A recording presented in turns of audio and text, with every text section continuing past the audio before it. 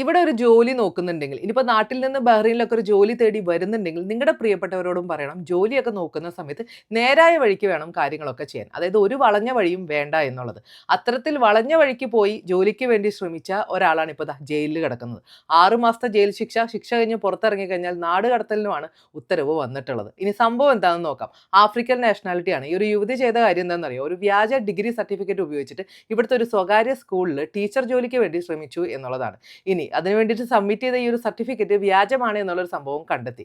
വിദ്യാഭ്യാസ മന്ത്രാലയത്തിന്റെ പരിശോധനയിലാണ് ഈ ഒരു തട്ടിപ്പ് പുറത്തു വരുന്നത്. ഈ ഒരു ഓഡിറ്റിംഗ് അധികൃതരെ ആക്ച്വലി ഒരു യൂണിവേഴ്സിറ്റിയുമായിട്ട് കോൺടാക്ട് ചെയ്യുന്ന സമയത്താണ് ഇത്തരത്തിലുള്ള ഒരു സർട്ടിഫിക്കറ്റ് ഒന്നും അവരാർക്കും ഇഷ്യൂ ചെയ്തിട്ടില്ല എന്നുള്ളൊരു കാര്യമൊക്കെ പുറത്തു വരുന്നത്. തുടർന്ന് നടത്തിയ അന്വേഷണത്തിലും സാക്ഷിമൊഴികളുടെയും അടിസ്ഥാനത്തിലാണ് ഈ ഒരു യുവതി ഇത് മനഃപൂർവ്വമായിട്ട് വ്യാജമായിട്ട് ഇത് ക്രിയേറ്റ് ചെയ്തതാണ് എന്നുള്ളൊരു കാര്യമൊക്കെ മനസ്സിലാവുന്നത്. പിന്നീട് അറസ്റ്റായി കാര്യങ്ങൾ കോടതിയിലെത്തി ഇപ്പോൾ ആ ശിക്ഷയും വിധിച്ചു. അപ്പോൾ അതുകൊണ്ട് തന്നെ ഈ ഒരു രാജ്യത്ത് ഇത്തരത്തിലുള്ള കാര്യങ്ങളൊന്നും ചെന്ന് പെടാതിരിക്കാനും ഇത്തരത്തിലുള്ള തട്ടിപ്പുകളിലൊന്നും വീഴാതിരിക്കാനും പ്രത്യേകമായിട്ടും ശ്രദ്ധിക്കുക.